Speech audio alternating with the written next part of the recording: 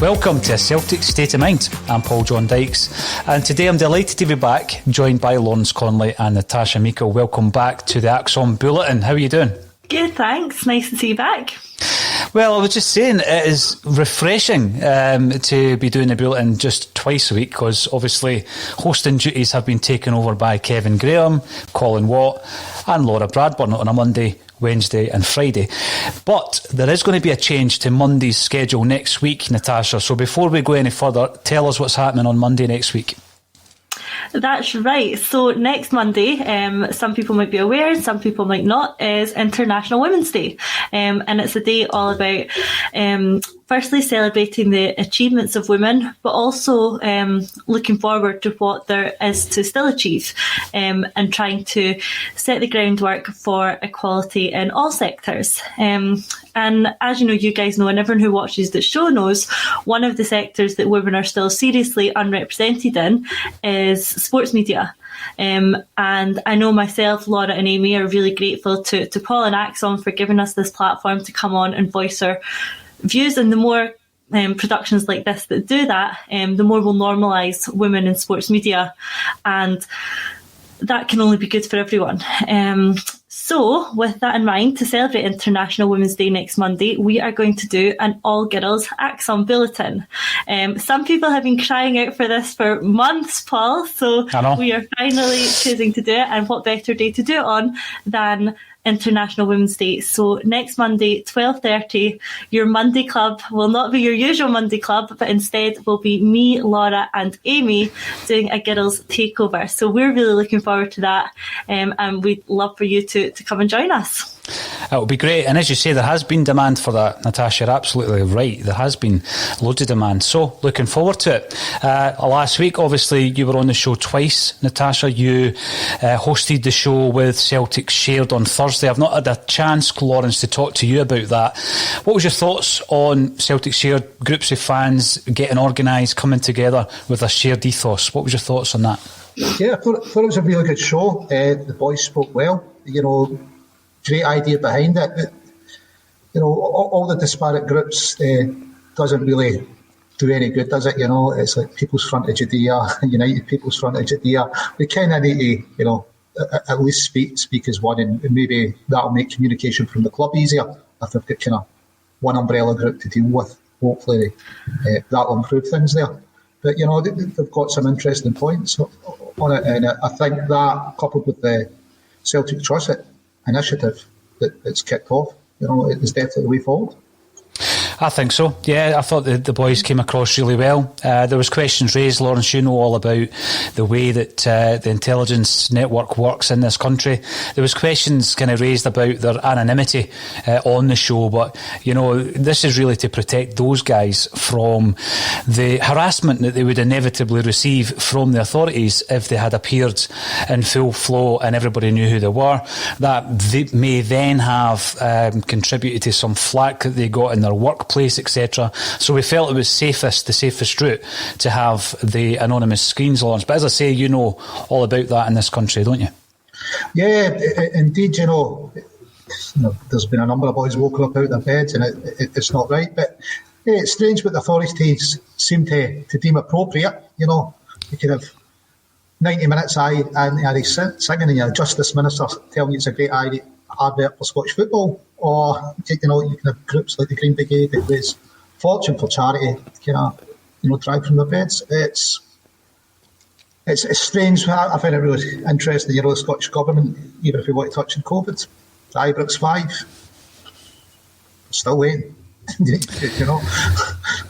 What you said before we came on is what's the SFA done about it, and I think the secret is in the name SFA, and that's what's going to be done about it, Lawrence. But yeah, I share your frustrations on that.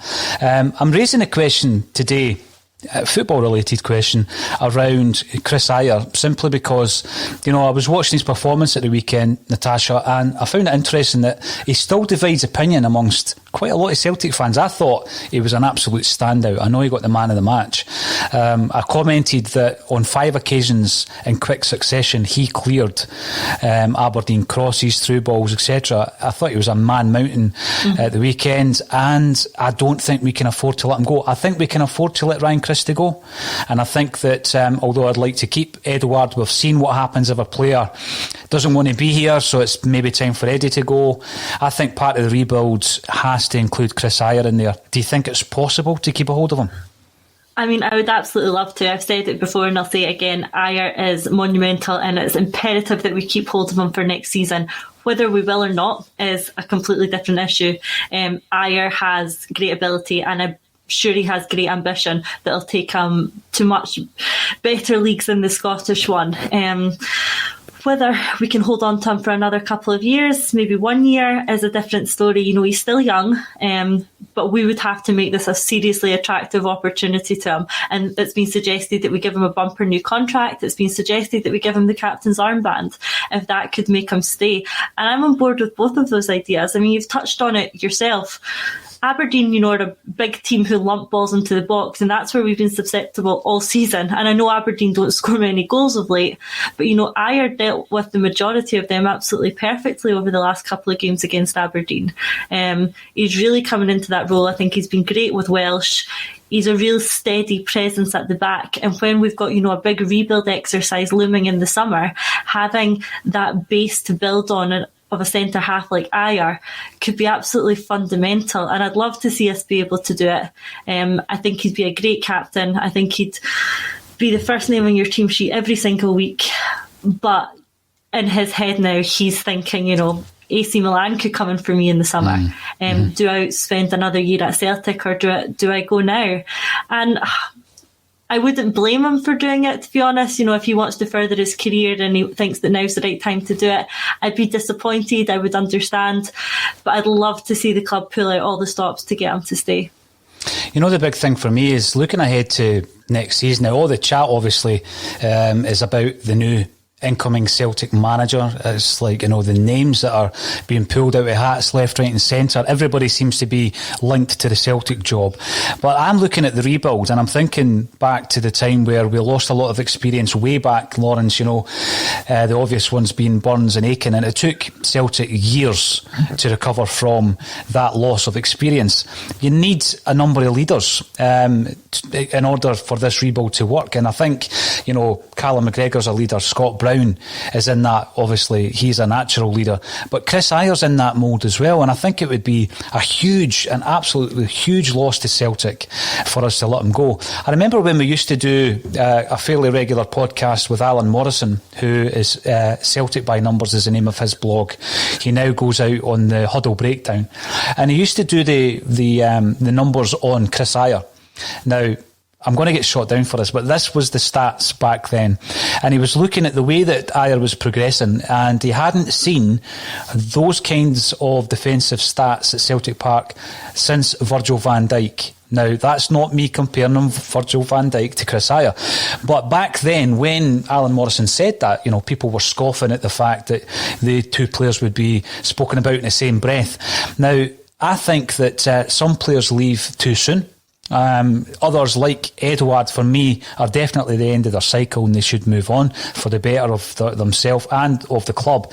But Kris Ajer, I still think, given the right manager coming in, staying for another year, it's pivotal to Celtic, because we need that transition. We need to have these strong characters in the dressing room.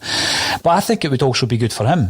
I heard John Kennedy's comments about the likelihood that Ajer would leave, and it left me kind of feeling that it's inevitable. Lawrence, it's inevitable that Kris Ajer leaves. But if he does, let's have a look at the defence. Look at where we are defensively. I mean, we currently have one permanent player as a left back in Greg Taylor, one permanent right back in Anthony Ralston, and in the centre of defence, we have Stephen Welsh and Chris Julian, who's going to be out right through to maybe October time. So to let Ajer go as well, it's a complete rebuild of the defence before you even start looking at the goalie.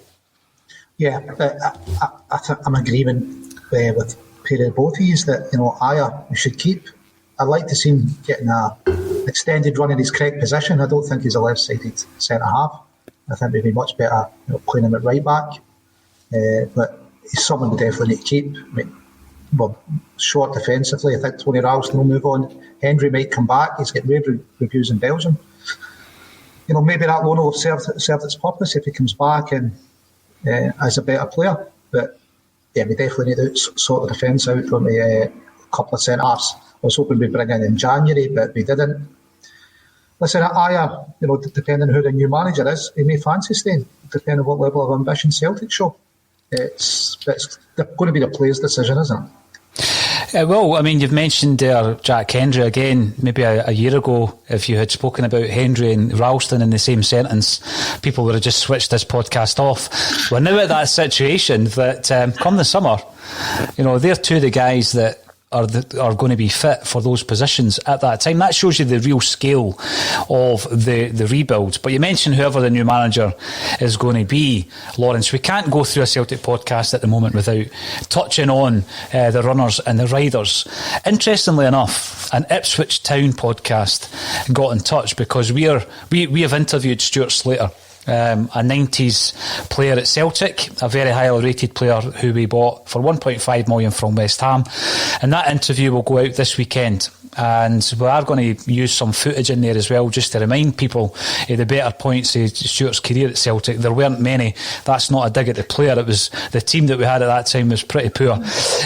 So the Ipswich Town guys were basically on talking about Stuart Slater on the back of my announcement that he was going to be on the podcast. Apologies, my sound drops out now and again, but I need to keep an eye on that because there's obviously gremlins in the camp.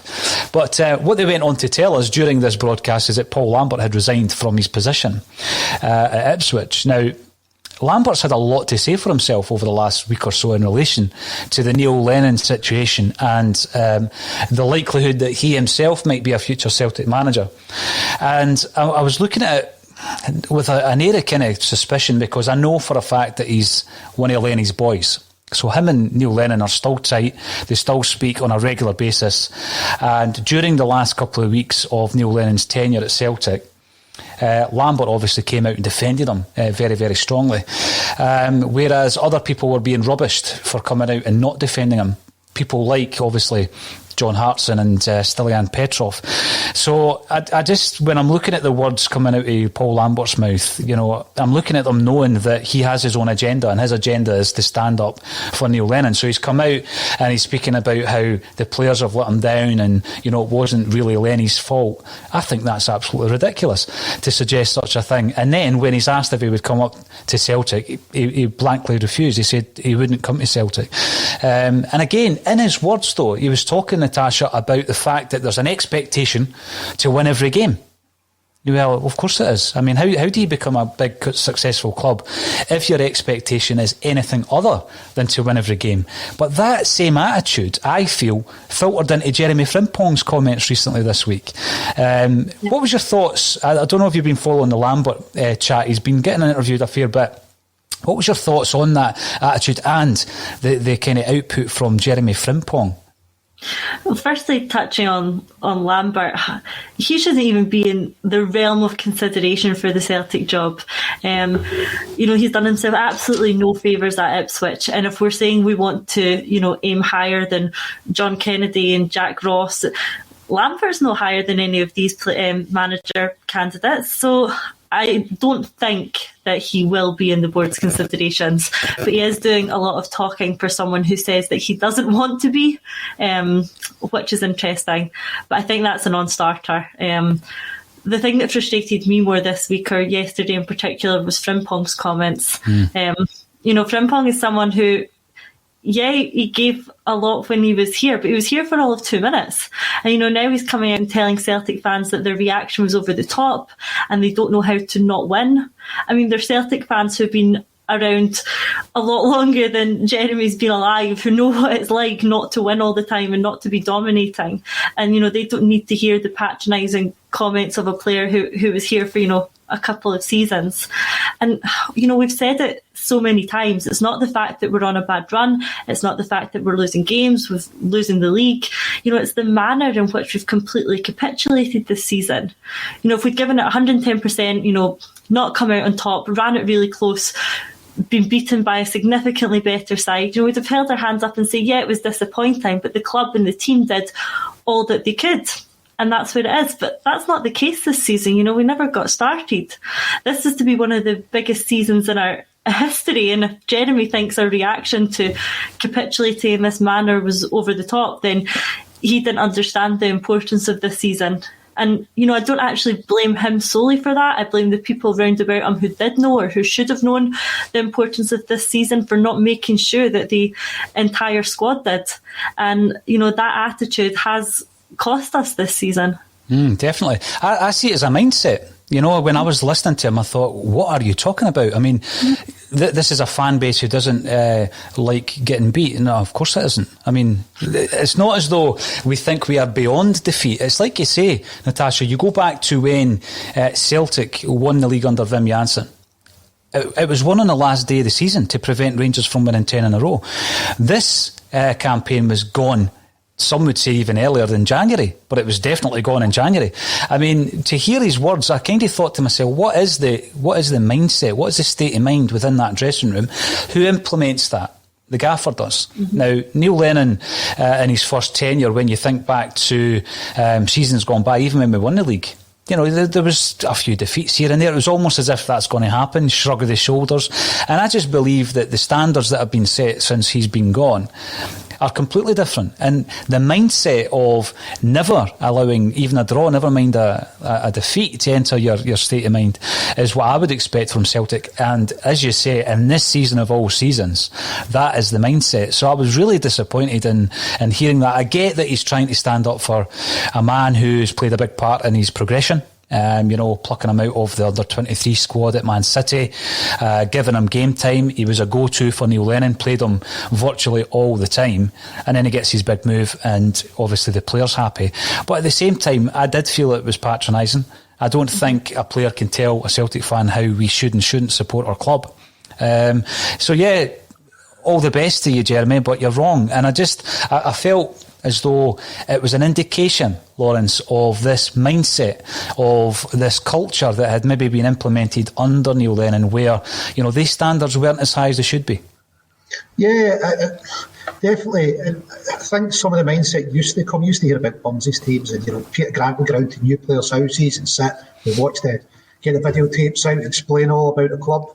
I don't know if a bit of that's been lost just now for new players coming in with restriction in who they can meet, etc. So they're seeing each other at training and not having the usual interaction. But yeah, Jeremy probably feels he owes Lenny a bit.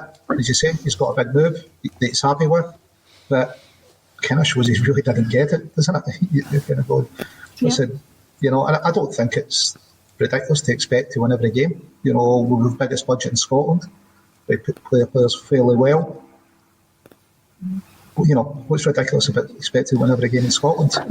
Who should you expect to get beat off? Who should you expect to draw with? I don't know where he's coming from at all. You're kind of going, well, if I'm not expected to win any games, is he saying that there should be some games we expect to draw? Who would that be with? We expect to get beat by whom? It's kind of that question, Jeremy. Well, do you expect an Aberdeen to beat us? Are you expecting us to lose to bottom of the league, Ross County? Where's he coming from on it? I don't know. Exactly. I think it's a dangerous mindset to get into, Lawrence. And it's not about elitism. It's not about, entitlement or any of this kind of thing. It's just that if you set your standard below the bar, then that's exactly the standards you're going to reach. But you mentioned there about obviously winning and constantly winning. Obviously, St Johnstone won and became the second most successful club in Scotland over the last decade by winning the League Cup. And there was a wee viral video going about, obviously going up past Celtic Park and all that kind of stuff. That didn't bother me in the slightest. Is that not just a bit of crack between two? I thought there so. You go. I shared it on Twitter, but I thought it was just one bus for St Johnstone, though, not six, was it? Is that you going back to it? Yeah. There was apparently a reason for that. Something to do with the length of the journey from the team hotel to Hampden didn't require 6 buses, but I'm not an expert in that. I'll pass on what I read on Twitter. I did read that. It made sense. It certainly made sense. But what I mean is, I think it's unacceptable for Celtic to lose any game. I've always had that mindset. But if a club wins a cup, and a club like St Johnstone, with their budget and their season ticket holders, etc., wins a national trophy, and they have a bit of crack on the way up the road, fair play, fair play. And obviously there's a Celtic link in there. I didn't realise this until the powers of Twitter yesterday with the goal scorer Rooney, who is the great-grandson of Bob Rooney, who was the physiotherapist officially at Celtic Park during the Lisbon era, although I think the only equipment he had was a heat lamp. When you speak to some of the ex-players, going to name drop one of them at the minute, but Tommy Callaghan told a great story that he was on a treatment table and in walked Bob Rooney with his white jacket. They used to wear like doctor's jackets, him and Neely Mockin, to do the old rub down and the heat lamp on the knee. And he was probably putting the heat lamp on the wrong knee, but on the other knee, the fag ash from his cigarette was dropping on Tommy Callaghan's leg. He says that's how tin pot Celtic were back then. But we won the European Cup. It's changed days. It's kind of flipped on its head, Bob Rooney was not like a great cup man, but not something like the Boxers trying to get at least Celtic to work their corner. I think he was like really highly rated in sports. I know you're calling it tin pot, but as far as I've kind of read, he was Jimmy Steele was the masseur. He was the guy that came in, from the boxing arena, Jimmy Steele. But Bob Rooney had spent time with Shankly at Liverpool as well. I spoke to his son Benny, of course, who was at Celtic and made his name at Morton. So it's good to see that kind of bloodline being a success at St Johnstone. So the best to them. But when we're looking at managers and candidates, we've all got our own opinions on this. Of course we do, and that's what's great about it. But another interview that I found pretty interesting over the weekend was that with Sean Maloney. So you remember, Natasha, back in October, Kevin and I losing the plot against Aberdeen, and at half time basically saying Neil Lennon's got 45 minutes to save his job. I've just been reminded actually on Twitter that someone has just said they've rewatched that day, that post-match, and everything we said apparently came to fruition. So I'm going to have to watch that back, because I know it was quite a negative kind of outpouring of frustration after the game. But I was asked, and I did mention Martinez and Maloney back then, and naturally was laughed at for several weeks. But Maloney spoke very well. I don't know if you've seen the interview, Natasha. What was your thoughts on Maloney's comments? Well, he didn't say no, did he? And I think that's what we've got to hold on to at the moment. Ultimately, he's right. If it's a Maloney and Martinez combination, then that's not Sean's decision alone. And he can't make that for both of them. But they both have strong links to Glasgow. Martinez as well. I believe he's still got a home here. His wife's family are from Glasgow. Maloney, still clearly spends a significant amount of time over here, still lives here. So there are connections to Glasgow that could help make it appealing. But it's up to the board to make the football side of things appealing. They need to offer them the right package, the right autonomy, the right roadmap, and give them what they need to achieve what they want to at the club. And if they can offer them that and offer them this route back into club football, then that would be excellent for us. Now, as I say that, I'm sure that Martinez and Maloney after the Euros are going to have many options back into club football. But for Celtic, it's about making ourselves the most attractive one. And it doesn't seem to be an absolute no. Maloney's not really himself out. Martinez obviously has been silent so far. But the club need to ask the question. They can only say no. That's the sort of level that the Celtic fans want to see the board bring in. That's what they want to match their ambitions. So ask the question. They can only say no, but ask the question and try and get people at that level in. I think the biggest fear for me is that several other clubs, as you say, will be interested in a lot of the targets. And I say targets, I'm talking about the names that are appearing on the odds lists, the runners and the riders. Now, Lawrence, obviously Martinez and Maloney are box office. as a team. A lot of people online are saying, well, what's Maloney actually done? He was here, as a coach. He's never really done anything other than being Martinez's right-hand man. But surely the experience he's gained working at that level would hold him in good stead. Or do you think that it would only be a Maloney-Martinez partnership, or could Maloney come in with a director of football? Both are options. I'm not too sure how well received it'd be Maloney coming in with the director of football, but again, it'll depend who the director of football is. I think we'd be looking for someone, for me anyway, that would be an experienced and proven manager rather than someone taking the step up. Has Maloney done more than Kennedy? I don't know. He's been working at Belgium. He's been working with some good players. John Kennedy's been working with players for a long time. Neither has been out there and done it by himself. Well, I suppose Kennedy's got an 8-game audition, if you like, but I don't think he'd be the right choice. I think it would have to be a Martinez-Maloney partnership to get the fans excited. But it would depend on who your director of football is. But the good thing is, I think Desmond is involved with it. He normally keeps the information tight. He's replaced the CEO without anyone naming him as the new CEO in the papers or in the press. And I think he'll go about. I think it's going to be the same for the director of football and the manager. If somebody names one of them, it's going to be more than by chance rather than there's a leak from Dermot's camp.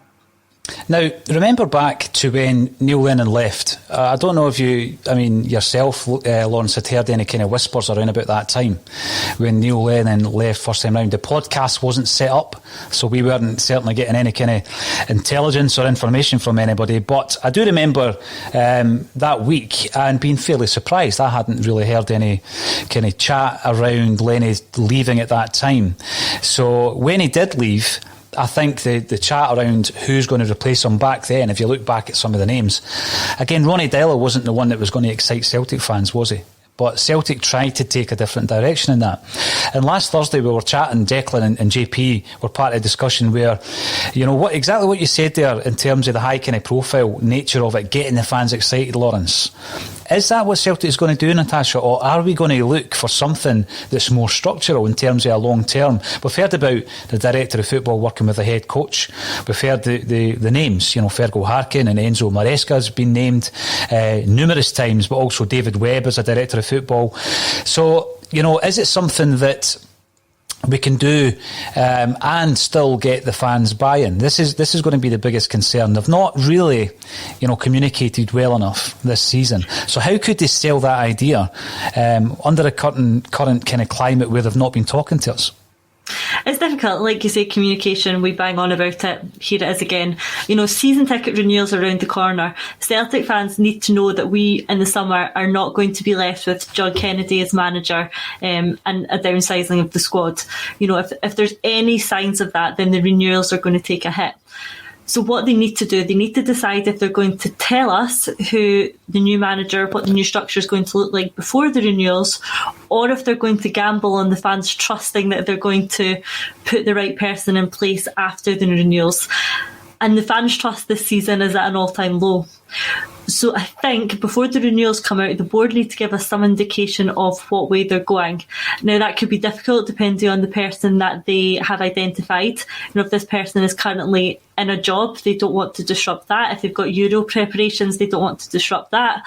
So the club do find themselves in a difficult position with not being in a position to tell us too early, but risking the renewal process by doing that. For me personally, I don't mind seeing the club go down a route of someone who's perhaps not, a box office manager in their own right. The favourite right now on Sky Bet is Enzo Maresca. He hasn't managed on his own outright before. He's at the Man City under-23s. Look who he's worked alongside. He's worked alongside people like Guardiola. Before that, he'd worked with Manuel Pellegrini. He's worked with Unai Emery. He's worked with some top-class managers and some top-class players. And, that's the sort of appointment, despite not being, the box office of maybe Martinez or Benitez, that's the sort of appointment I wouldn't mind seeing the club going down with the right structure in place. That could be good for the club and it could help us achieve, more European success, the development of youth players, attracting players in. So for me, I'm happy if the club go down that sort of route, but they do have a conundrum about when they tell us what they're thinking.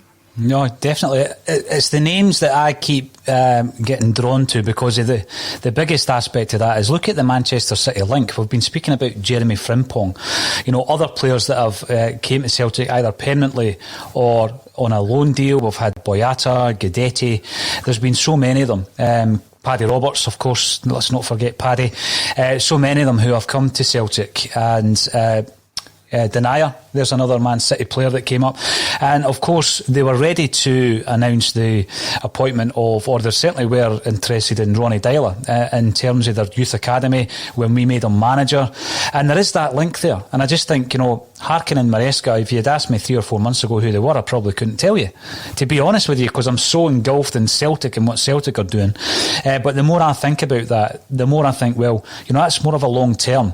If we're looking at the transfer issues that are going to be thrown up by the financial aspect of COVID, but also the political aspect of signing players post-Brexit in terms of work permits, then it might have to be a situation where we are going to have a joined-up approach between the academy and the first team, so that we're producing players for Celtic. We're not producing players who either go to foreign shores before they get an opportunity to play for Celtic, or they're released and they end up making up the great bulk of the rest of Scottish football, because virtually every team we play have got players who have come through the Celtic Academy, and that's not good enough. But this is an argument I see quite a lot on Twitter. But look at all the guys that have had careers elsewhere. Would it not be better if Celtic were producing players that played with Celtic?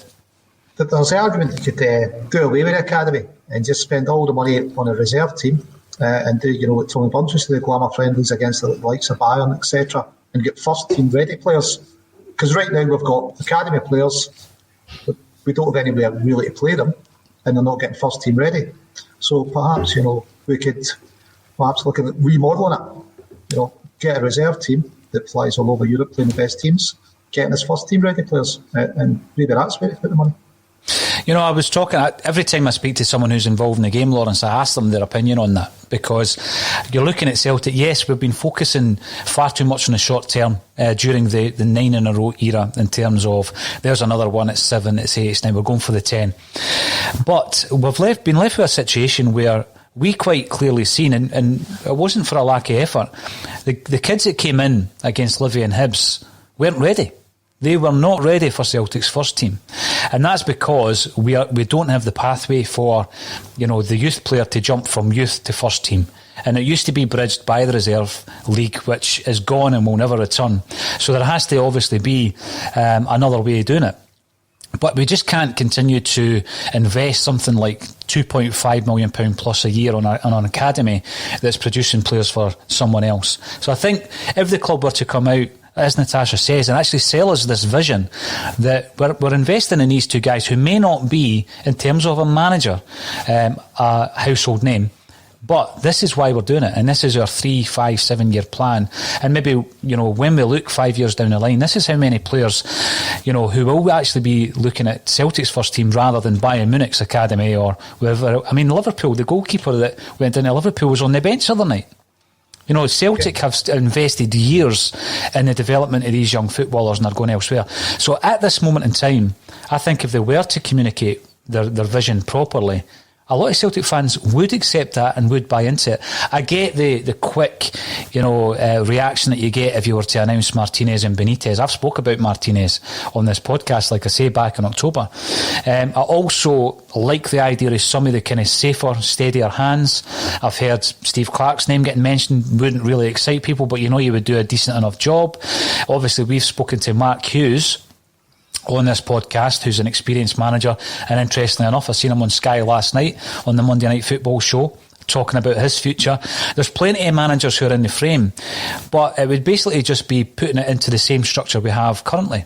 I think if you really need to restructure the way Celtic are going to produce players and then progress, not just domestically but in Europe, and I hope in my lifetime that is going to be something that is realistic to actually become a team that's looking, and a fan base that's looking towards Europe is a valid criteria in terms of your aims and objectives for a season, because it doesn't seem to have been for some time. Then I think the change in structure is something that they need to start communicating to us on. I mean, Lawrence, for example, you just know, right? It's a bit like clickbait. online. If you put out that big name and Celtic announce that big name, the season tickets will take care of themselves. But really, I just think you're masking what has been a serious issue over a number of years.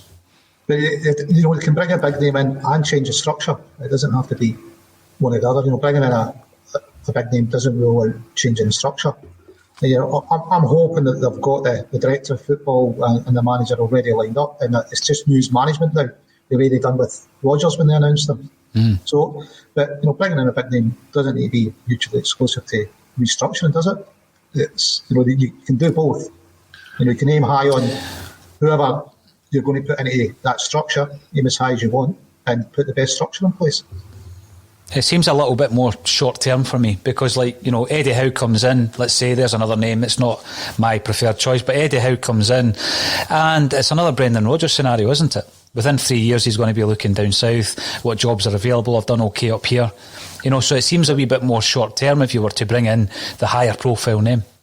I think any manager that's been successful up here is going to have offers from down south, and I think it's perhaps a paradigm shift that we need to be aware of. But we get $9 million for Rodgers in his team. If we put in a structure in place that meant we're changing the manager every 3 years, which I think Strachan said is probably the manager's lifespan at Celtic. What's wrong with that? If that's our business plan, so we'll get the best manager we can. We understand he's successful here, progresses is in Europe.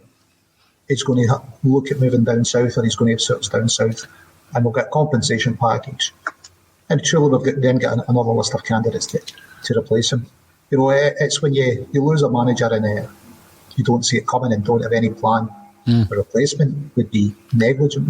But yeah, I think it goes with the territory of having a successful manager. Other clubs are going to cover him, and we've got to be able to plan for that, either they offer them enough money to keep him, or a package to keep him, or a working environment to keep him, or having a replacement plan in place.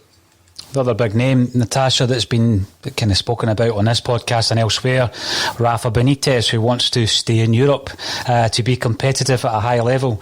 I do remember speaking actually to, it was Paddy McCourt, and this was last time round when Benitez was being spoken about, and what he said to me was quite interesting, because he said, that type of manager, he wants to go to a club where he feels he can win a European trophy. Is Celtic that club? Short answer at the moment, no. If he's talking about wanting to, go to one of the big European leagues, that's not Scotland. Unfortunately, that's not Scotland. We're not going to be able to attract a manager like Rafa Benitez if that's his ambition. The most we could hope for there is tell him that we plan on being a side that competes in Europe every single season, is getting out the group stages, 3 times out of 5, and that we've got strong ambitions to better ourselves in Europe, and this is how we're going to achieve it. That's the only way you could possibly tempt someone like Benitez. But, the likelihood is he's going to have offers from other clubs across Europe who are going to, if not already, be achieving that. That's going to be their plan too. So I think it would be a hard sell to Benitez, but that's up to the club to try and match that ambition. In terms of a restructure, I think now is the time to do it if we want to rebuild and have a different sort of setup in place. It's not... the last few seasons I wanted us to be risk averse as we were building up to a 10 in a row, which unfortunately hasn't happened. It's not like we were in the throes of 7, 8, 9, just trying to keep it ticking over without, rocking the boat too much. Now's the time to do that. The 10 is gone, we're restarting. Now's the time to put a new structure in place if we're ever going to do it, rather than just simply someone replacing Lennon. In terms of succession planning, if you do bring in a double act like Martinez and Maloney, have them in place for a couple of years with a view to Maloney taking it over in a few years. If it's going to be someone like, Berger, Harkin and Maresca, have that sort of succession lining in place, and that way you don't lose the momentum if a manager suddenly decides to leave after 3 seasons to go to England. Have that in place. And I think, touching back on Lawrence's point about, the reserve side or an academy, whatever it's going to be, the importance is that, there's the same ethos and the same football being played at all levels, so that we don't have the situation where we need to use someone from an academy or a reserve side and they're just nowhere near the first team. And having someone perhaps like Maresca, who does a lot of work with younger players, academy players, an under-23 squad whose focus is on developing them to then become first players for Manchester City. If we can have him imposing his ethos and his style, not only in the first team, but across our, youth teams and our reserve side, I'd like to see us go down that route. Like you've touched on, the difficulties in signing players, Brexit, Europe issues, we're going to have to start looking at our academy and the domestic league a lot more. So having someone who can nourish our academy and, harness the better players in the league that we have at the moment is going to be really important. Absolutely. I mean, I see different names every single day, Natasha, and I'm certainly being drawn towards more of a long-term view. Walter Mazzarri, ex-Inter and Napoli, was mentioned today.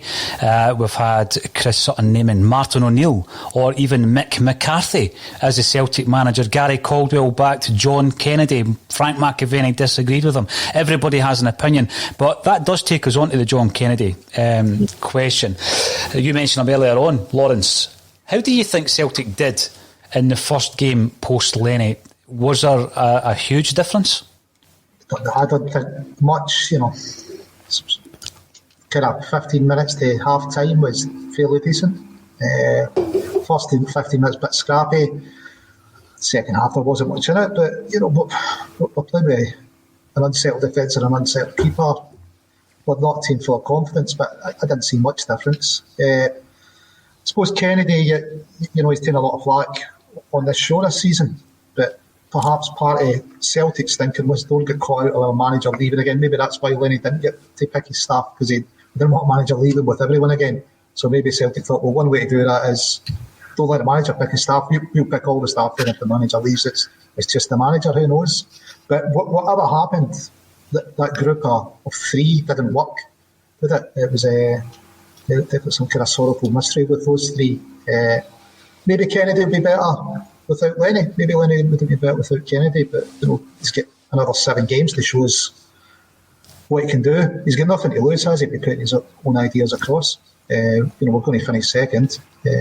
He's got 2 Old Firm games, which if he wins both resoundingly, I'm sure, if nothing else, it will always be well thought of after that. So, listen, it's down to John to show us what he can do, but first game, didn't see really much changes, but what were we expecting kind of one game in? Maybe kind of third and fourth game, we should see some better changes.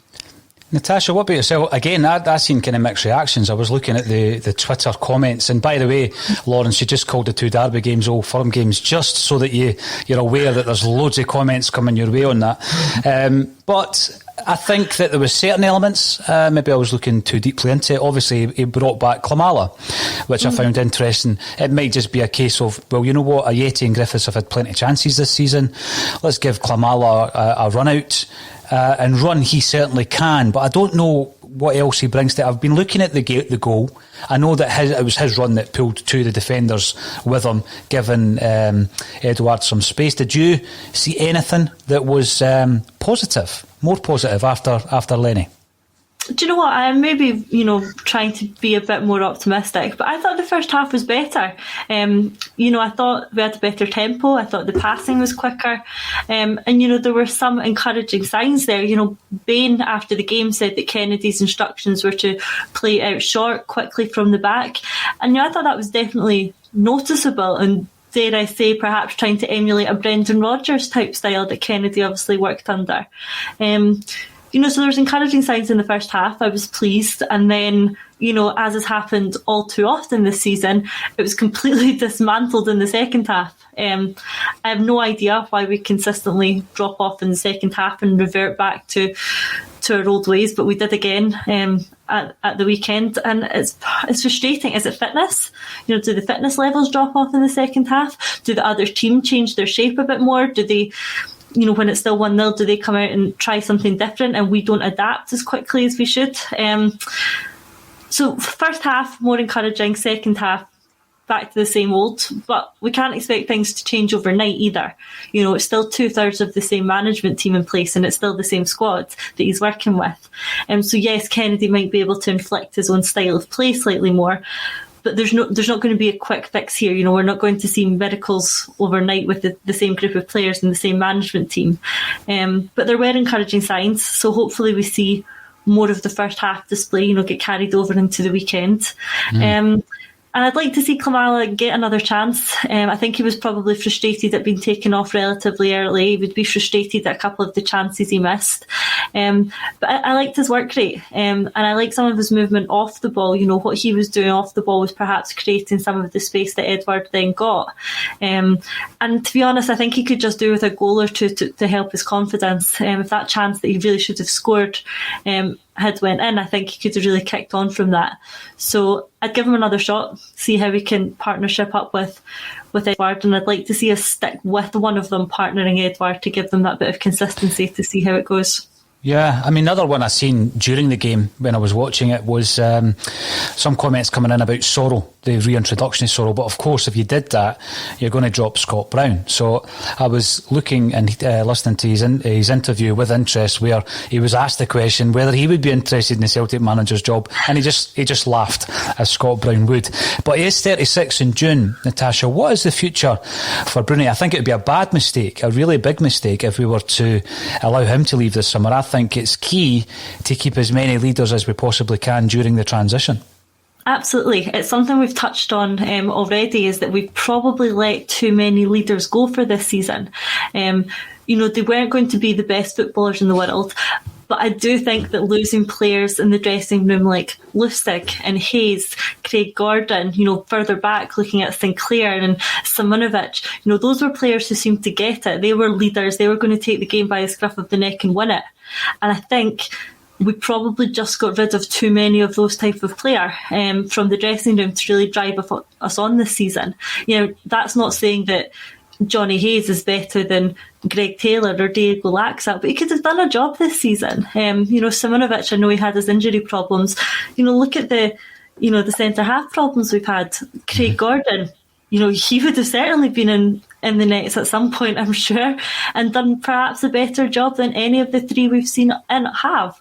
So I think we did make a mistake in letting too many of that type of player go, for one reason or the other.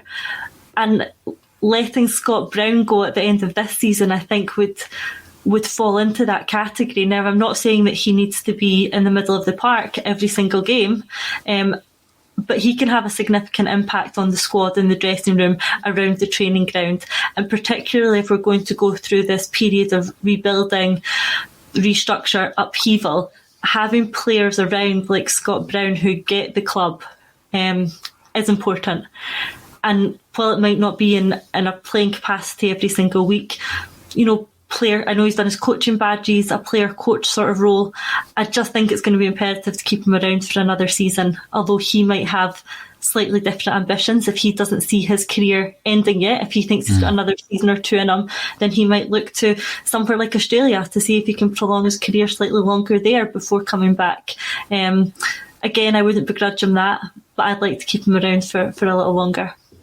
I think it's key that we keep our leaders, and there's plenty of comments coming in relation to Kris Ajer. In the crowd via YouTube says Celtic can't match the ambition of Ajer and he will leave the club in the summer, in my opinion. And Joe Mack says Kris Ajer is already planning his move out of the club unless we make a good appointment. That can't keep him here for another year or so. I think I'm resigned to the fact that he probably will be on his way. David Kelly, not even a glimmer of hope that Ajer is staying, I'm afraid. We can only hope for good money, 12 million maybe, considering the contract situation, and wish him all the best. I think that there will come a time in the future where we see Kris Ajer playing at the very highest level in European football. Lawrence Connolly. Well, what did they sell Van Dijk for? Was it 20? Kieran Tierney for 25? Ajer's up there, that kind of level. And I know he's only got 12 months on his contract, hasn't he? Van Dijk was only 12 and a half. Was that? Oh, jeez. So, yeah. Got robbed. It's a 12 and a half. Yeah, and got robbed for Tierney. He's already Arsenal's best player. So, Ajer's already at that level, I think, anyway. So, I know he's only got 12 months left, but there's not a lot of kind of 22, 23-year-olds round about with his kind of experience and potential. So, why should we be taking less for him than, for example, we're going to take for Edouard? Well, that I think would have been always your starting point, before the pandemic, but that just throws everything into disarray, doesn't it, when it comes to the financials? And, you know, how much money is going to be getting thrown about all over Europe in the summer. I think that's going to be a massive element to that as well. I mean, you look at Frimpong, 11.5, and I know we didn't get the full amount after all the sell-on clauses that were inserted into the original contract. But Celtic are going to be looking at, I think, in the region of 12 to 15. I think that would be realistic. A year, you know, or even 2 years ago, it would have been a bigger fee. It's the same with Eddie. You know, when Eddie goes, some of the fees that we've seen quoted, the vast sums of money, even if he gets 25 goals this season, I don't think we're going to be able to attain that level that we would have done 18 months ago, Lawrence. I think it's definitely a buyer's market, but if you 2 or 3 of the big clubs looking after him, are after him, why not? You know, look at the money they pay down in England.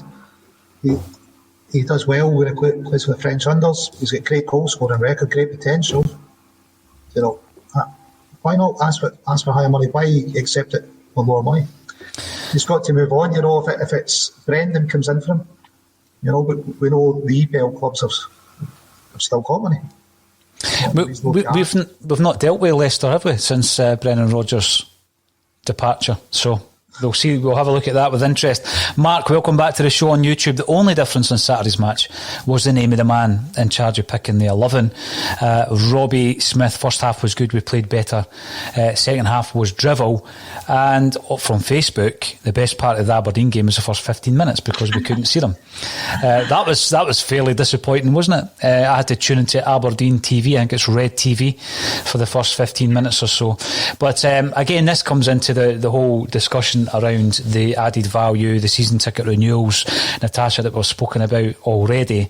And I am hoping that the level of engagement increases. Paul Lambert simply said about the incoming Dominic Mackay, rugby is a totally different sport. Well, thanks for that, Paul. But I think what Dominic Mackay is going to try and implement is definitely more engagement with the fans. It's something that he's got a track record in doing. He's all about increasing the turnover, but reinvesting it in the certain areas and departments within the football club that requires them. So I think a completely different approach is going to come along with Dominic Mackay. And part of that approach could well be, I feel, the removal of Nicky Hammond and his cohort Gary Penrice. The story has broken over the week that they're on their way out.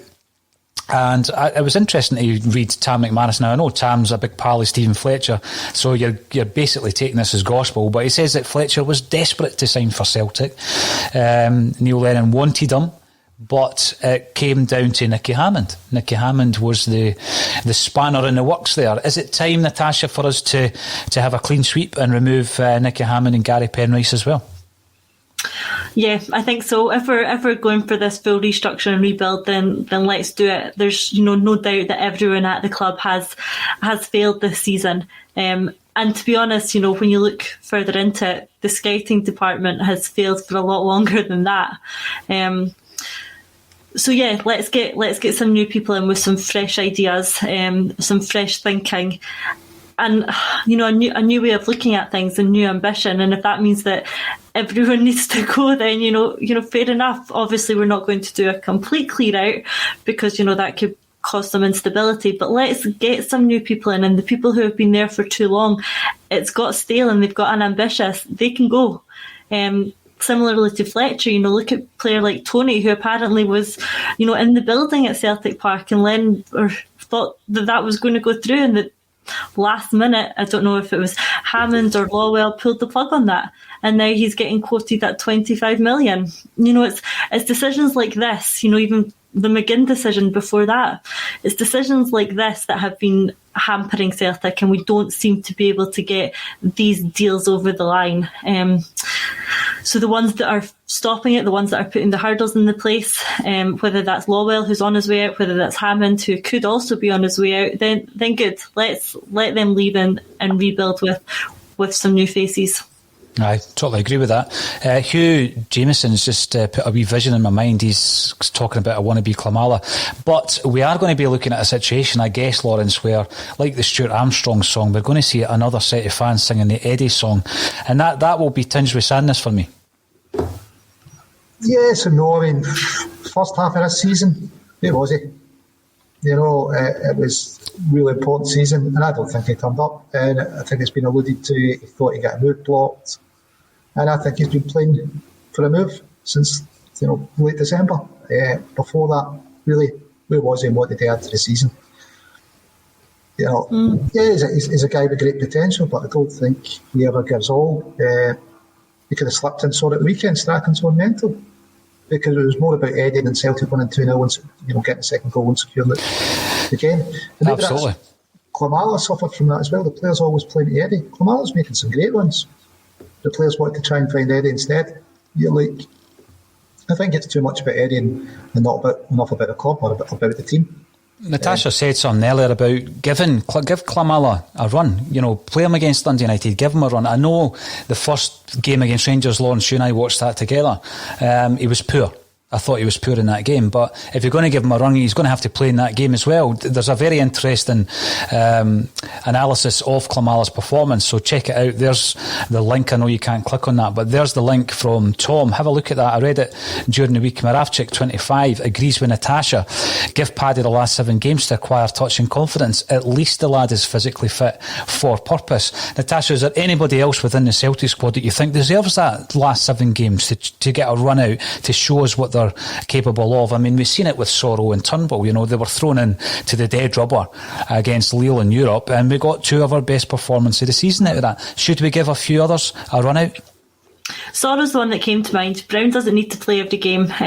Get Sorrow in there and get him to form a partnership. Let's see how him, McGregor, Turnbull work together for 4 or 5 games in a row, and let's really see how that looks, because that's what's going to be in place next season. So I want to see more of that. You know, even if we're considering, what's been quoted is that we're considering a £5 million bid of El Yunusi. You know, if we are considering spending money on him, let's see him. You know, let's play him regularly and see if he's going to be worth spending that money on. Maybe we start to look at some of the youth players, giving them a chance here and there. Let's see more of Mikey Johnston. Let's see more of Ewan Henderson.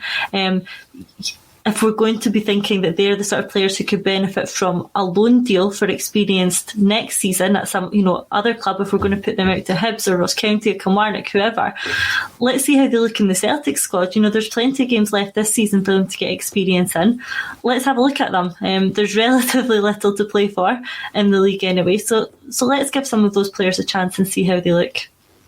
There's a message coming in there from Gillian Gallagher saying that Bruni played brilliant again the other day and we need his leadership on the park just now. I think his leadership's massive, and that goes into next season as well.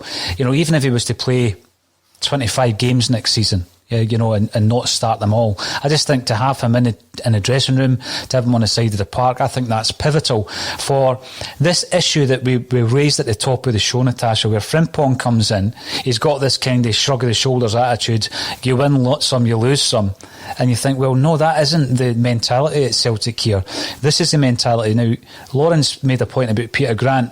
I remember being told a similar story, Lawrence, in relation to Tommy Burns, and how Tommy Burns would take young players to the side, take new players to the side and give them, pep talks, 30 minutes, 40-minute pep talks about what it is that is expected of them as soon as they pull on the hoops for Celtic.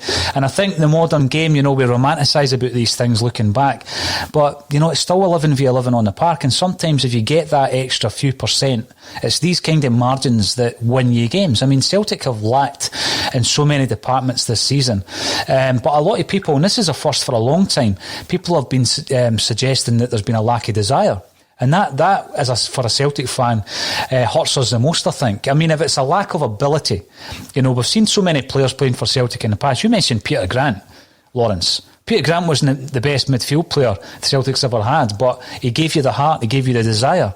And so, when Celtic fans see that passion to succeed and win, then it almost does away with that lack of talent. You then, on the flip side, see someone like Edouard who's got talent to absolutely burn, but if he doesn't apply the heart and the passion, he doesn't look interested. And we've seen so many players like that. So I think it's absolutely key that Scott Brown plays a part next season. But I'm going to flip this again, and I'm going to come to you first, Natasha. With that being said, with that familiarity, it's going to be pivotal going into next season with so many changes. is there a place, not in the manager's chair, for the future of Celtic for John Kennedy? Somewhere, yes, I think there is. Not the manager's chair for me. And I, along with everyone else on this show, has given Kennedy a hard time. He does look very uninspiring on the touchline. If I was a player with any three of them on the touchline, I wouldn't feel particularly inspired. And the blame for this season can't solely be on Lennon. Kennedy and Strachan are on that training pitch just as much. They're also the ones who are unable to get a team to defend a set piece or, teach them to play in any form of shape. But Kennedy's been around the club for a long time. I really believe that he gets Celtic as well. Whether there's a gap in a coaching department for him, I think there probably is. And I wouldn't mind seeing him being kept around under a new structure. What about yourself, Lawrence? I mean, we see a lot of these names, and again, there's a criticism a lot of the time about it's jobs for the boys. They're only there because of their affinity with Celtic rather than their ability to coach. There's a lot of players at Celtic, ex-players at Celtic at the moment. Do you think Kennedy will remain? I've seen somewhere that he'd been at the club for about 3 decades. He's only 37. Yeah, I think it's a decision we should leave to the new manager. He's got attributes. It's not really shown this season, but Rodgers apparently rated him highly. Your Kieran Tierney's been out speaking about how good he was for his career. You'd expect a new director of football, a new manager, whatever or head coach, whatever the structure is, to come in and have a look at it. I don't think it's just float out. You've got to give whoever you put in charge of those matters a decision. Argument for keeping Kennedy, especially if he's a good back 8 games. It makes it stronger. I think the team's definitely lacked fight, which is probably the worst thing you could say. Sometimes those players that they just seem to be happy to accept a poor game this season. And I think, John isn't someone I think that would accept that, if it's playing. So I think he would get over to players that would point out, much like Peter did in the past, what's the expectations are at Celtic. Peter the pointer, eh? There is one comment that I'll leave you to think about. Kenny 67, Ajeti should get a run now. Klimala isn't good enough. There are better strikers in the SPL, including Shankland. I guess what I'm thinking about now is players proving themselves. Like you said earlier, Natasha, give Moy a few games, see if we should sign him. I think another element of that is give Barkas some games. Now, I think he has been injured. Give him some games. I mean, we're now apparently playing more from the back, a la Brendan Rodgers, which I think, Barkas was a Brendan Rodgers type player coming in and playing a sweeper keeper. Give him some games. See if he's a £5 million flop or if there's a future for Barkas at the club. Surely we can't write off £10 million of talent with him and Ajeti come the summer. It's been great coming back to the Axon Bulletin for the Tuesday stint with Lawrence Connolly and Natasha Meikle. I'll be back on Thursday, but the team will be back on tomorrow, Wednesday, with Colin Watt and Amy Canavan. Tonight, Kevin Graham and Russell Boyce will be back with Axom's Screamer Celica. If you haven't done so already, get subscribing on YouTube. We produce daily content and it's all absolutely free. And all that's left for me to say, Lawrence and Natasha, thank you once again for joining me on A Celtic State of Mind.